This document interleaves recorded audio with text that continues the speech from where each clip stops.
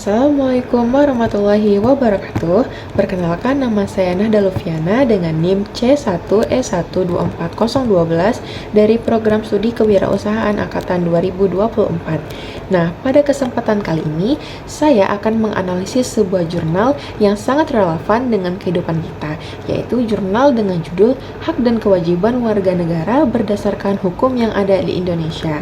Alasan saya memilih tema ini adalah karena hak dan kewajiban merupakan dua hal yang sering terjadi konflik akibat ketidakseimbangan. Nah, tujuan saya sendiri sejalan dengan jurnal ini adalah untuk meningkatkan pemahaman kita bersama mengenai apa saja hak dan kewajiban kita sebagai rakyat Indonesia.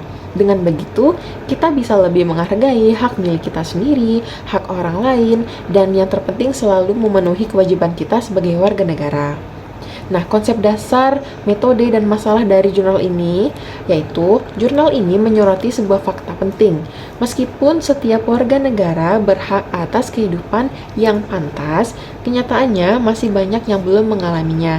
Salah satu penyebabnya menurut analisis dari jurnal ini adalah adanya ketidakseimbangan. Nah, terkadang pemerintah atau pejabat tinggi cenderung lebih mementingkan haknya dibandingkan kewajibannya untuk memperhatikan rakyat. Untuk menganalisis ini, peneliti menggunakan pendekatan deskriptif kualitatif. Artinya, jurnal ini bertujuan untuk menjelaskan fenomena secara mendalam dengan mengumpulkan informasi yang detail. Sebelum lanjut, mari kita pahami dulu tiga konsep utama menurut jurnal ini. Yang pertama adalah warga negara. Adalah individu yang menetap di suatu negara dan diakui oleh sistem hukum negara tersebut. Yang kedua adalah hak. Adalah segala sesuatu yang harus diperoleh atau didapatkan warga negara secara bertanggung jawab. Nah, yang ketiga adalah kewajiban.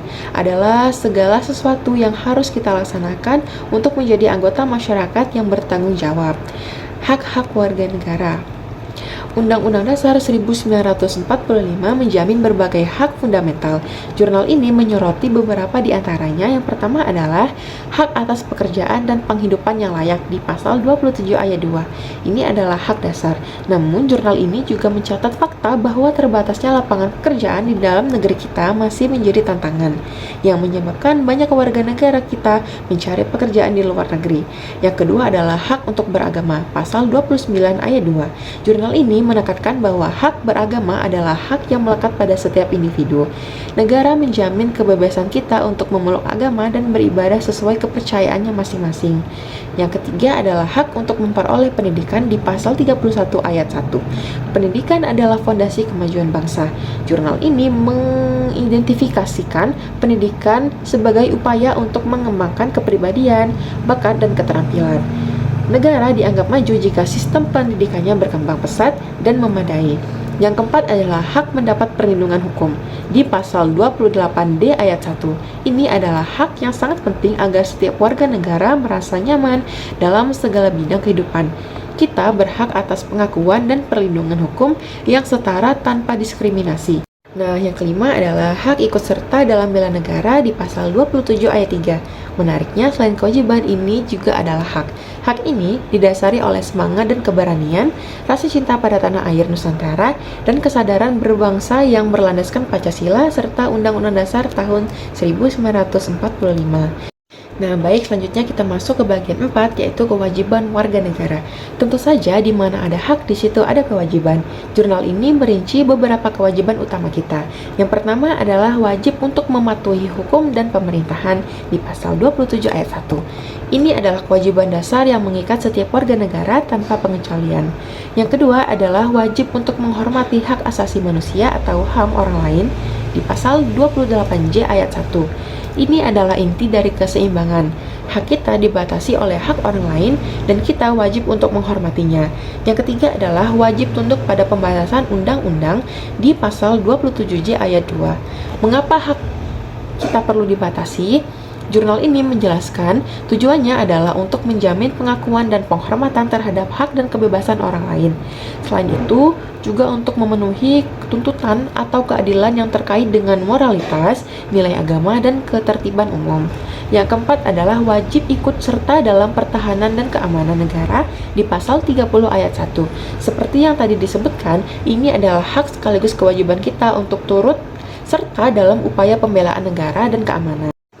Baik teman-teman, sebagai kesimpulan dari analisis jurnal ini, kehidupan bernegara yang lancar, harmonis, dan stabil hanya bisa tercapai apabila kita sebagai warga negara menjalankan hak dan kewajiban secara seimbang dan proporsional.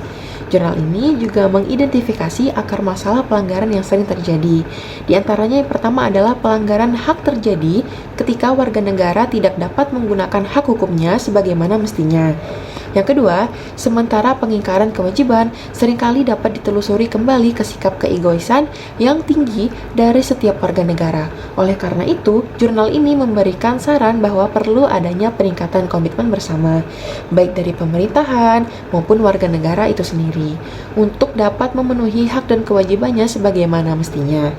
Sebagai mahasiswa, kita diingatkan untuk selalu toleran terhadap hak orang lain dan tidak lupa untuk memenuhi tanggung jawab kita sebagai mahasiswa dan warga negara Indonesia.